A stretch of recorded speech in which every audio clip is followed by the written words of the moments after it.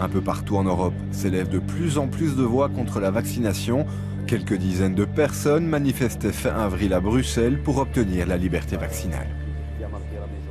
Dans un pays démocratique, c'est quand même, je pense, la moindre des choses d'avoir la liberté de l'acte de se soigner, de soigner ses enfants. En Belgique, seul le vaccin contre la polio est obligatoire. Mais si l'on veut placer son enfant en crèche, dans la partie francophone du pays, les enfants sont obligés de recevoir un cocktail de 9 vaccins dès leur plus jeune âge. Cette mère de famille a été contrainte de faire vacciner son jeune fils pour réintégrer sa crèche. Malgré les contre-indications de son médecin traitant, son fils présentait des allergies au vaccin. J'ai fait valoir ce certificat à la crèche.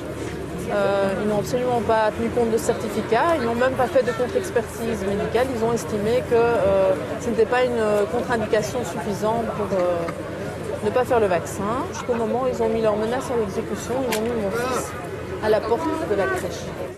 Nous retrouvons deux des manifestants chez eux. En octobre 2011, Raphaël et Béatrice perdaient leur fille Stécie, âgée de 2 mois et demi. Une semaine après une première vaccination, Stécie est décédée d'une septicémie, un empoisonnement du sang. Elle était atteinte du syndrome de Waterhouse-Friderichsen. Ils pensent que Stécie est morte des suites de ce vaccin. Elle a reçu vraiment tout un cocktail de vaccins, tout un mélange.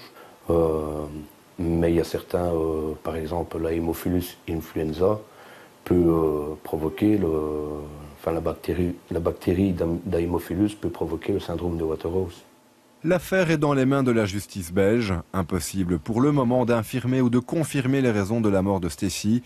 Ses parents ont toutefois décidé de ne pas vacciner sa petite sœur jumelle. Choix ou obligation, à plus grande échelle, les vaccins permettent selon l'OMS de sauver la vie de 2,5 millions d'enfants tous les ans. Le débat est loin d'être clos.